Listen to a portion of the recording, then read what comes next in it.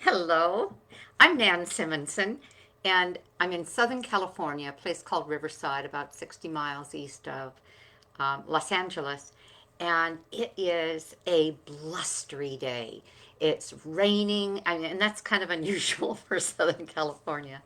It's raining and it's windy and it's oh, love it. Absolutely love it. I went running this morning at 6:45 in the rain up our local mountain and down. It was a 4 hour, sorry, 44 4 mile run, getting ready for a 10K in, gosh, 3 weeks. January 8th, the day before I turned 71. Wahoo! Trying to increase my speed. I'm kind of slow. Okay, so what am I talking about when I talk about and I pose the question, um, how would you feel if you could, with vibrant health and driving purpose, add years to your life? Uh, let's talk about that. And I'm I was inspired to bring up this subject because of a recent interview done by Chef AJ of Dan Buettner. Now, some of you know of Dan Buettner. I was introduced to him through this book, The Blue Zones. He brought up, after I believe it was about 9 years of study, funded by National Geographic, to find with evidence and proof the oldest living, no, the yes, the most centenarians, healthy, active centenarians in communities in the world. And he found five of them that he could document, and they are in Icaria, as he calls it. So Icaria, Greece, Sardinia, Italy, the Nicoya Peninsula in Costa Rica, the Okinawans, the island of Okinawa off the coast of Japan, and 15 minutes from my home, the community of Seventh day Adventists in Loma Linda, California, and really Seventh day Adventists everywhere. They were called blue zones. The word blue zone had nothing to do with the geography or a representation of what blue meant. It was just a fellow, when first beginning this process, marking off communities that had the highest numbers of centenarians in an area. And when he saw a cluster, he would call that a blue zone. And that's how this whole thing got named. And Dan Buettner, in honor of him, and this was in Greece, adopted that. Well, the blue zones talks about each of these areas, how these people live, and then talks about the commonalities. The most centenarians in a community who are healthy and vibrant, and the people who live well and longest. And those were those five communities. Loved the book, was inspired by it. As a matter of fact, in my book, Aging Powerfully, I took a number of, I actually quoted a number of times about the blue zones and the messages that we got from the blue zones, and quite frankly, the proof we got from the blue zones that by adopting certain lifestyle modalities, we can lengthen our life. But who wants to lengthen it if it's more of the same discomfort? Because some people now, based on the way we Americans are aging, which has a lot to do with the way we Americans eat and live, we're seeing chronic illnesses earlier than we've ever seen them before, in the 40s, in the 50s, in the 60s. And by the 70s, people are on bags of medication in many cases with lots of chronic disease and fighting all kinds of illnesses. And it doesn't have to be that way. So he is making that point. It got a lot of people talking. The book was produced, how long ago, Dan? I want to say 9 years ago. and yet it's still a bestseller in 208 people, and then revised in 212. Okay, that's 9 years ago. And then just till this early part of this year, I had to buy this, The Blue Zone's Kitchen, where he went back and watched these people making their meals and he got their recipes. And this is food basically as grown and prepared in such a way that it was a delight to eat it. And then this week, actually last week, this book was just came out on Amazon. I bought it in advance, so I got it even before it was actually, well, maybe on the day they had it delivered on the day it was released. I didn't have to wait for the travel time. The Blue Zones Challenge, a 4-week plan for a longer, better life. He's a #1 New York bestseller, but this book was a #1 bestseller on Amazon in both longevity and in vegetarian books. And it's something that I want to encourage you to get and to read. It was, I don't remember how much it was. It was relatively inexpensive.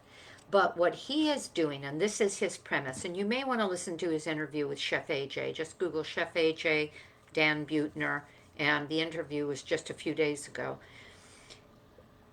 What they talk about, and I'm going to go over some of my notes, and then I'm going to leave you with a challenge and a request. And my challenge is to buy the book. My request is that you become familiar with his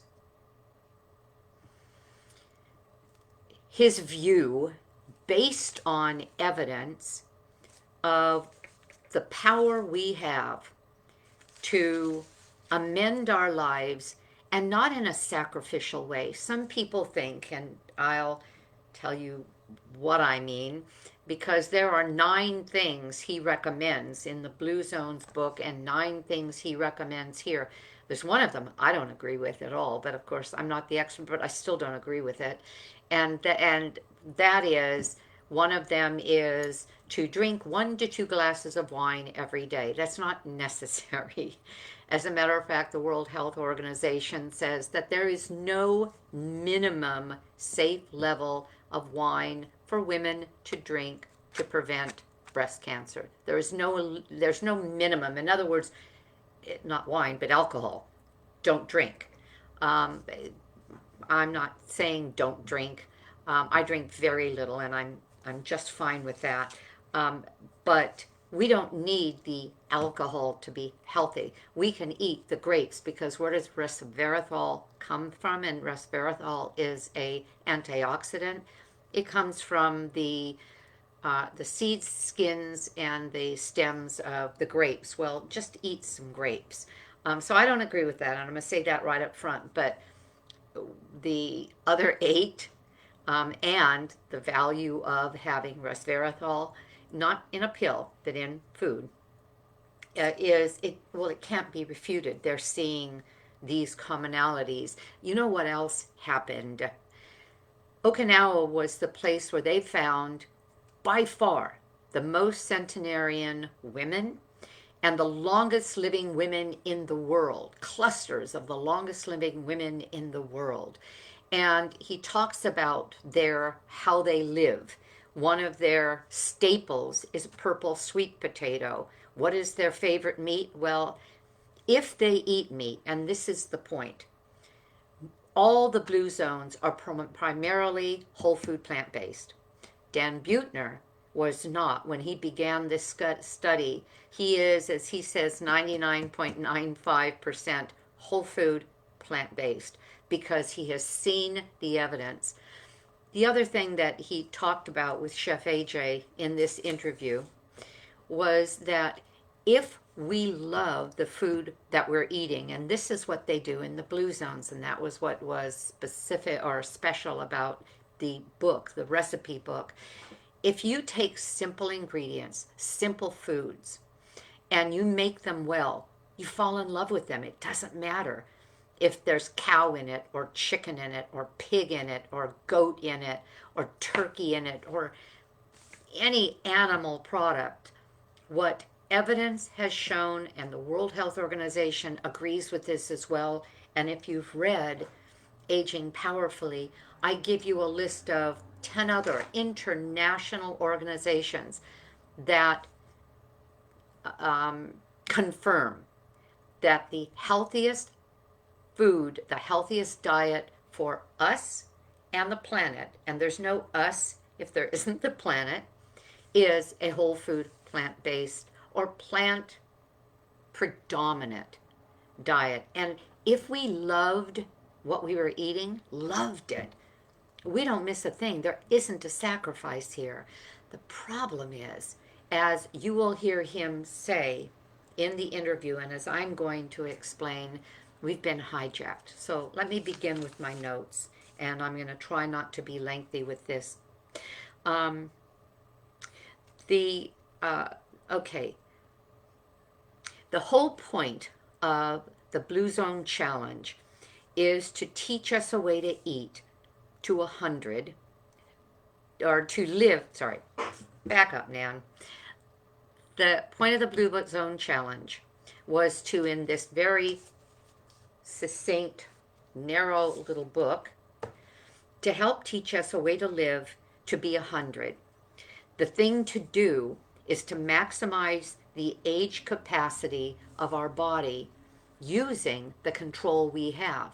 And food primarily is the way to do that. When he began the study, not only was he not a vegetarian, but he was 30 pounds heavier than he is now. He said, without even trying, a plant-based diet, because it's lower in saturated fat, or almost absent, it's lower in calories, because when you're not eating out a lot and you're not eating fast foods, you're probably going to save, and actually he says documentation shows that you're going to save about 300 calories per meal, and boy does that ever add up. And he said he's healthier than ever, and he looks terrific, actually. Clear skin, bright eyes, lots of energy, and that's the point of the health that we're talking about. In the blue zones, there is also fewer or less than 2%, or fewer than 2% of the population is obese. In America, 45% of our population is obese. And it's not health at any age, bottom line, or that we can just sort of slough our shoulder and say, it doesn't matter. Obesity and excess weight is metabolically active.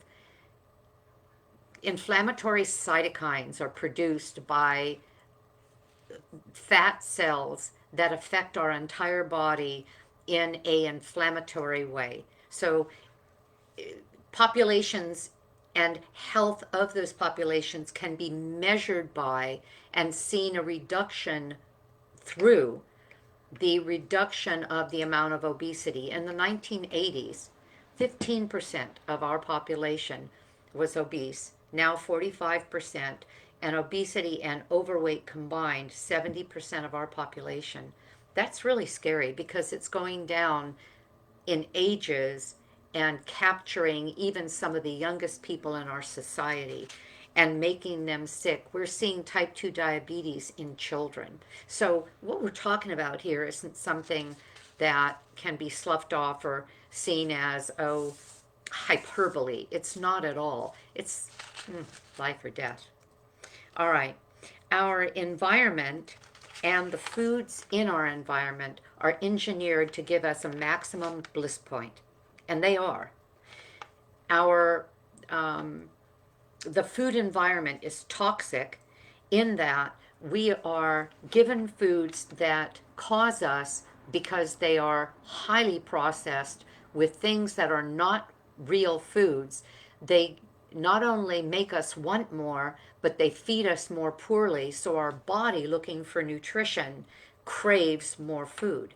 And so it's not that people who are overweight or obese have no control and are slovenly people. It's that they've gotten caught up into the web of fast food, processed food, media telling us what we should eat in the ads that we watch, and the portion sizes of meals. The least expensive thing in a restaurant is the food, especially because so many of the most highly caloric foods are subsidized, and they can get a lot of that cheap. Look at high fructose corn syrup. It's so cheap you can throw it in everything, and 70% of our foods have sugar added to them, which make us want them even more. So, um, we eat about 1,100 meals a uh, a year. If 1,000 of those, in other words, we can be kind of off track for 100 meals a year. If 1,000 of those were made of simple foods, heavily plant concentrated. If there was meat, it's very little. As in the blue zones, their meat is celebratory. Weddings, funerals, birthdays, small amounts. But the majority of their meals are beans and grains. And the legumes represent hundreds of varieties. We're used to a few varieties, but there are hundreds. And when you start tasting the difference and the nuance of different beans, go to my website, nansimonson.com. Look at my scarlet runner bean ragu and my black bean and mushroom chili and my black-eyed pea stew. They're all different. They're all magnificent. We don't need to put anything else in them. So I'll just go on. If we eat primarily simple foods, simple, as close to nature as possible, we're now feeding our body in such a way that it is going to love us back while we love these foods that are best for it. The Blue Zone Challenge is this, and what they found, because they have challenged communities of people and been very careful about the evidence and the research numbers that they were able to document. Dan said, after a day, the mind is more clear. After 3 days, the energy is higher. After 2 weeks, the skin starts to clear up. I've been whole food plant-based now going on 4 years, and my skin seems to be much better. And my physique, I'm thinner, not meaning to be, no calories counted, than when I began. My skin is clearer. I feel stronger. I can move like I never could because I had just begun that whole downward slide with rheumatoid arthritis, high cholesterol, being prescribed statins, refusing it all and saying I'll do it with the food. It matters. But in 2 weeks, skin and digestive system is better. And after 3 weeks, mortality markers have gone down. The intent is to help us all to set up a life, and I love this sentence, to set up a life to mindlessly make better food choices and make them unconsciously. That's what we're aiming for. To make the healthy choice the easy choice. And how do we do that? Well, here's a book and a challenge to help guide us, but some examples. If indeed the average restaurant meal, the average fast food meal is 300 calories more than if we had made our healthy choice variety of that particular food at home, you can see how quickly and easily excess calories could add up, as would excess weight. He recommends, and he will show us how to avoid over dependence on outside food sources, like restaurants, fast food, home delivery, which the whole country has gotten hooked on because of COVID and our kind of hunkering down in our own homes. But we can turn that around. He is he is encouraging us to engineer the bad caloric habits out of our kitchen, and talks to us about that. Um, he's recommending that we take the true vitality test and the true happiness test. Now, what is that? This is interesting. There is a test that measures using an algorithm and based on honest responses, a prediction within a 10% margin um, of the most sophisticated tests, within a 10% margin of accuracy, our longevity and our health perspective. There's a QR code that's offered in the book that will lead you to the to be able to access and take a even higher level test that not only can predict our longevity, the beginning of chronic disease based on where we are right now, but also what to do to change that. Some people, and I know this, I've heard people say, well, if I have to work that hard at being healthy, I would rather just be sick. It's so cavalier to say something like that until it happens to you, and every day is a slodge. Every day you hurt. You can't run with the kids. You can barely go upstairs. You're walking with a shuffle. Your guts hurt all the time. Your head is foggy, on and on and on. It's not fun to be sick. I love, for example, what I did this morning, running up 4 mile up and down to the local mountain in the rain. What 70-year-old, almost 71-year-old can do that except somebody who is fueled well? Because that wasn't the case a little more than 3 years ago. Everything hurt. Okay.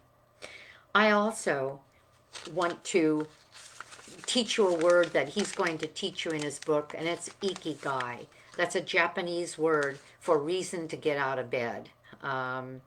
Ikigai, plan de vida in Spanish, in Costa Rica, is, in other words, what is your plan for the day, but more importantly, what is your purpose?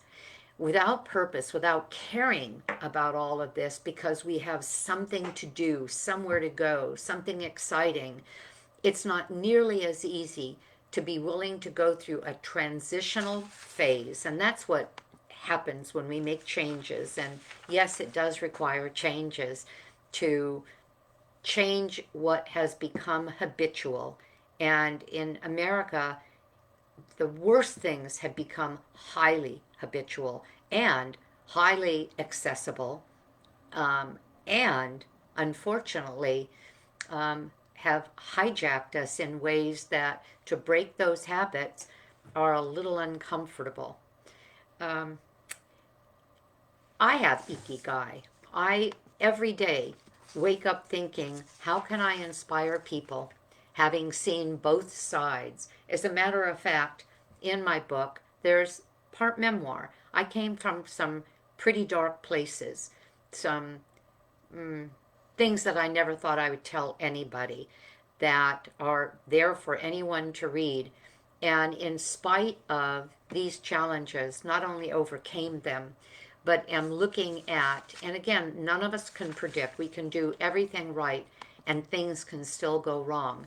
But I am believing, my Ikigai leads me to believe that, and Dan Buettner said that we are engineered, especially women, but Americans are genetically, and that is, some people believe, well, I don't have good genes. I don't have good genes. I have some pretty bad things going on in my family, including a lot of non-Hodgkin's lymphoma.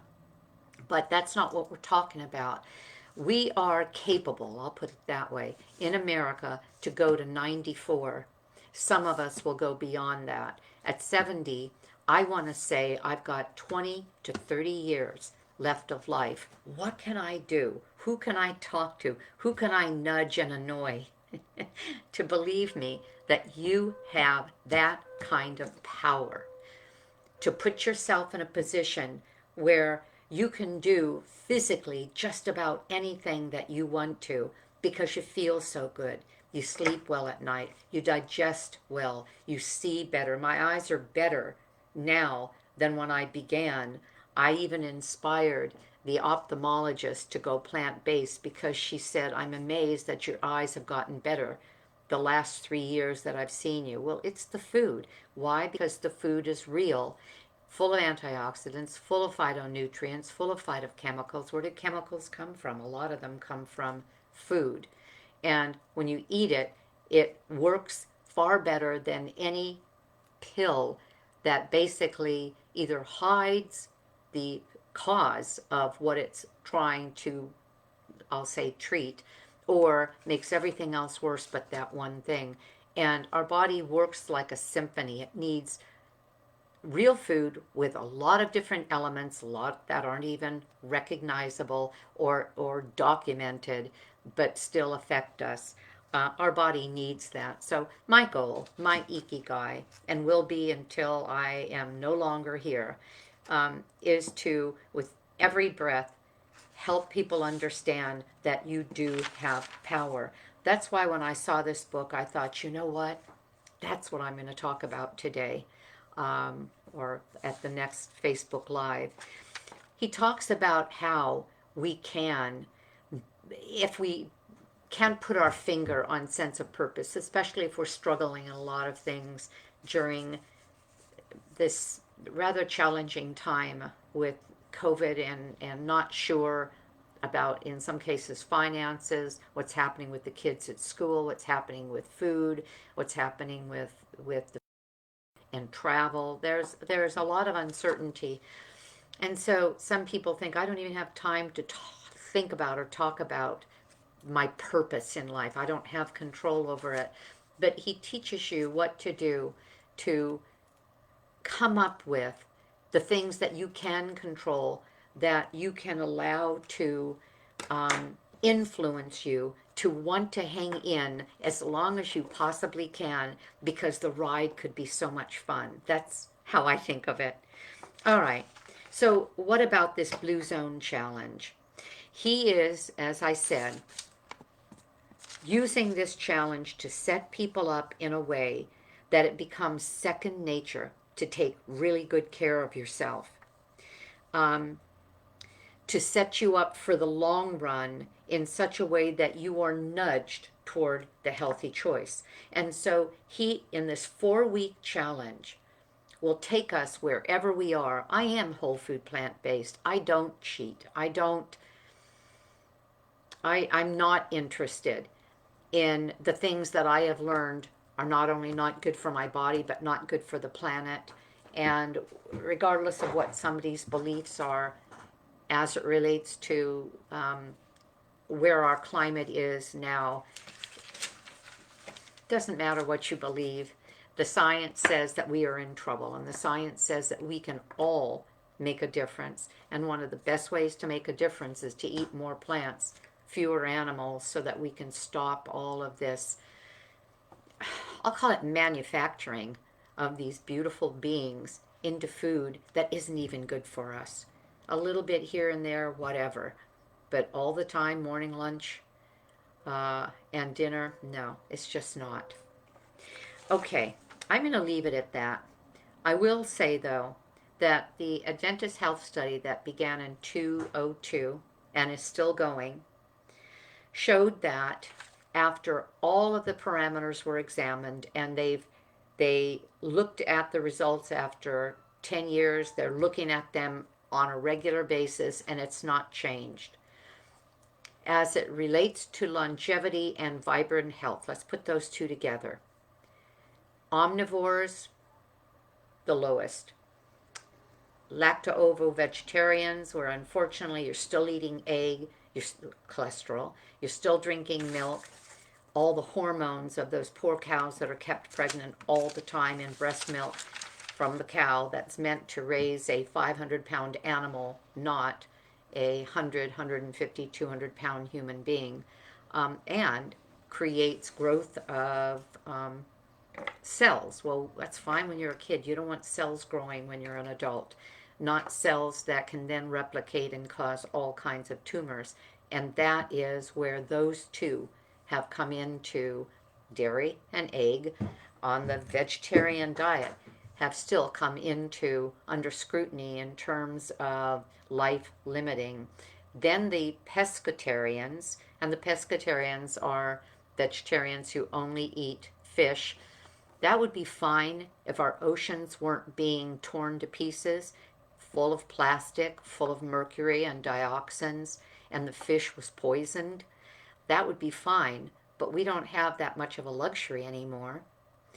So that's something that a lot of us think more about. I used to love every kind of fish. Now I'm avoiding it. And I believe that it's best for not only me, but the planet. And then finally, the longest lived, the healthiest people, people who simply by this dietary choice can have 10 better, vibrant years. That means I can see the children of my grandchildren, if you think of what that can represent. They are the longest living people on the planet. And the blue zone people, who are primarily plant-based, are legitimately in these communities the longest living. However, there's a caveat there. Where those communities have been affected by Western diet, the KFCs, the Taco Bells, the McDonald's, they are losing their blue zone, I was going to say status, it's more than status, their blue zone designation, because the entire population is being affected by it. You give somebody this hyper palatable food full of salt, oil, sugar, chemicals that make them taste like no food tastes. They get hooked on it. They want more of that. They eat less of the good food, more of the bad food. We've just lost them in terms of health, and that is happening all over the blue zones, with the exception of those that are actually protecting their environment by fighting the big financial interests, and it's really hard for them to do. So I'm going to ask this. Consider buying the book. It's $13, $14, something like that on Amazon. It'll come in a couple of days. Go through it and start the challenge. I'm beginning today the 4-week challenge. We can talk about it next week.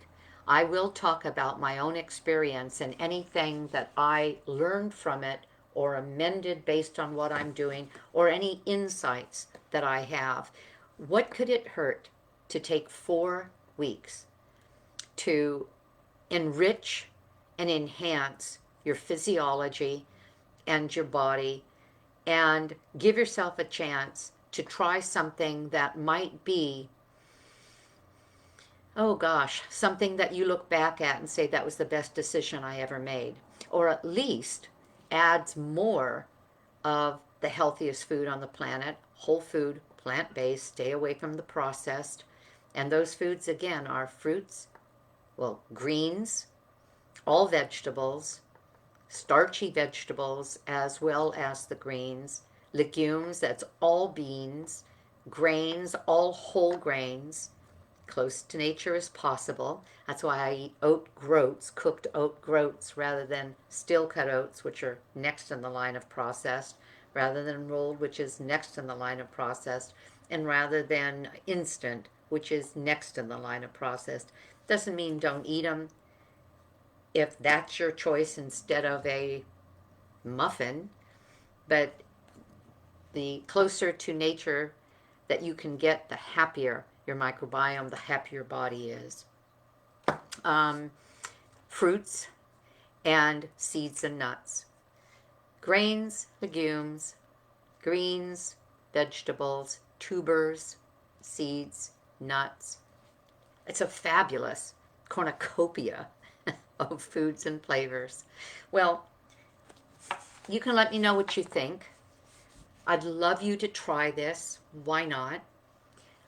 If you're saying, Nan, you've chosen the wrong time for this. This is the holidays. I'm not going to do this during the holidays. Do as much as you can. So your holiday meal isn't the plant-based meal. It's only one meal out of that day, but the other meals around it are. You eat your coleslaw, which has a beautiful citrus dressing instead of a mayonnaise dressing. You eat your Brussels sprouts, which have a little olive oil rather than pork lard. You have your stuffing, which is beautiful cornbread, and instead of butter, you use broth and put in some nuts in there. In other words, you can do a lot to begin this process and still do it through the holidays. This would take you all the way into January. Something to think about. Okay. Thank you for being here. Thank you for listening. Thank you for tuning in. And I hope you're having a great day because I'm going to. Bye bye.